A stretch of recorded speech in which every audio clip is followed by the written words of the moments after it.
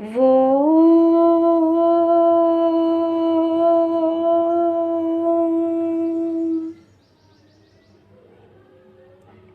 मौनं व्याख्या प्रकटित परब्रह्म तत्त्वं युवानम्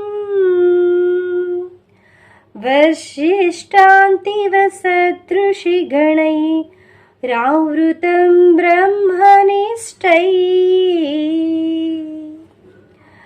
आचार्येन्द्रं करकलित चिन्मुद्रमानन्दरूपम् स्वात्मा रामं मुदितवदनं दक्षिणामूर्तिमीडे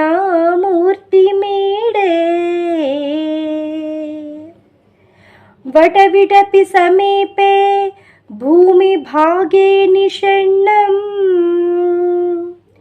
सकलमुनिजनानां ज्ञानदातारमारात् त्रिभुवनगुरुमीशं दक्षिणामूर्तिदेवं जननमरण दुःखच्छेददक्षं नमामि।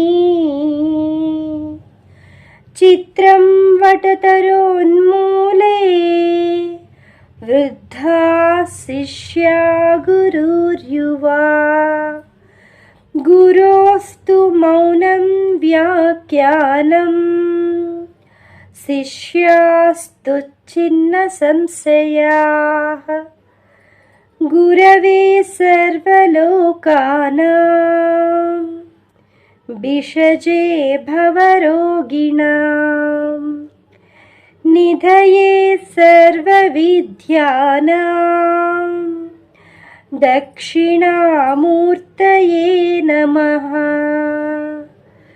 ॐ नमः प्रणवार्धाय शुद्धज्ञानैकमूर्तये निर्मलाय प्रशान्ताय दक्षिणामूर्तये नमः।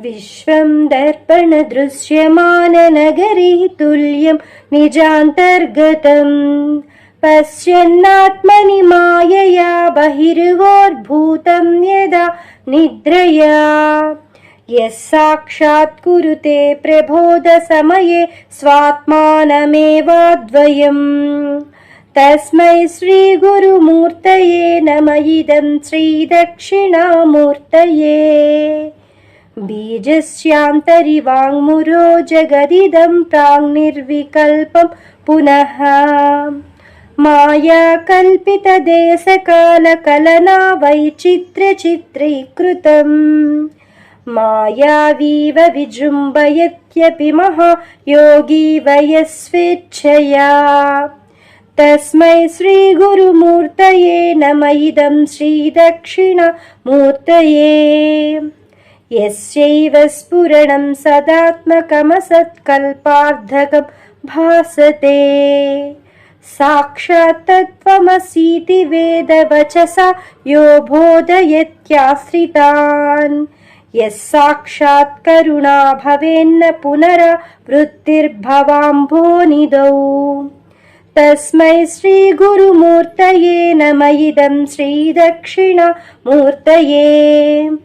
नानाछिद्रघटोदरस्थितमहादीप प्रभाभास्वरम् ज्ञानं यस्य तु चक्षुरादिकरणद्वारा बहिः स्पन्दते जानामीति तमेव भान्तमनुभत्येतः समस्तं जगत् तस्मै श्रीगुरुमूर्तये नमः। इदं श्रीदक्षिणामूर्तये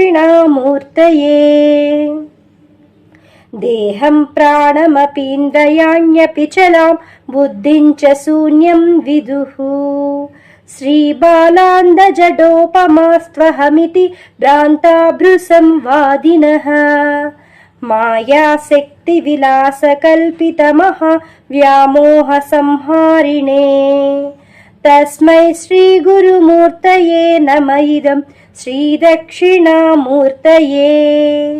రాహుగ్రస్తదివాకరేందు సదృశో మాయా సమాచ్ఛాదనాత్ సన్మాత్రః కరణోపసంహరణతో యో భూత్సు సుషుప్తః పుమాన్.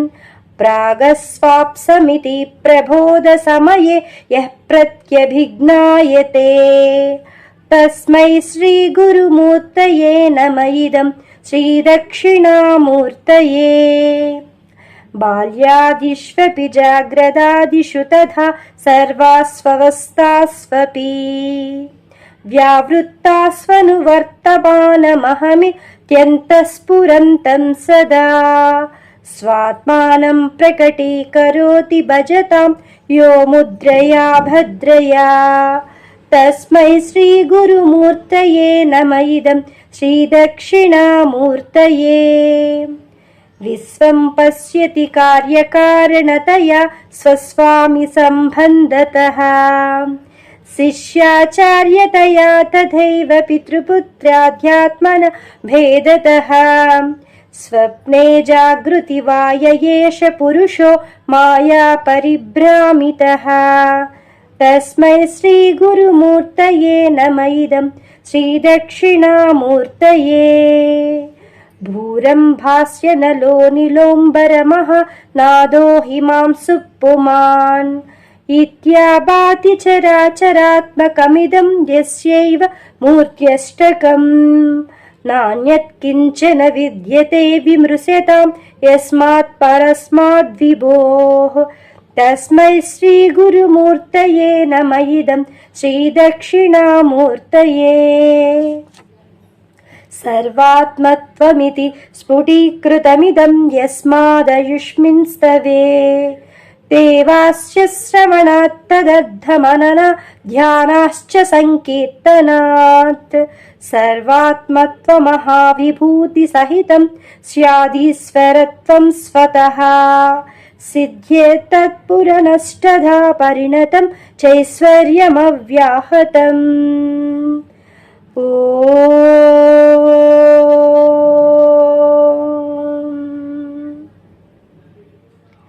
శ్రీ జగద్గురు ఆదిశంకరాచార్యుల జయంతి సందర్భంగా శ్రీ దక్షిణామూర్తి శ్లోకాన్ని పఠించాను.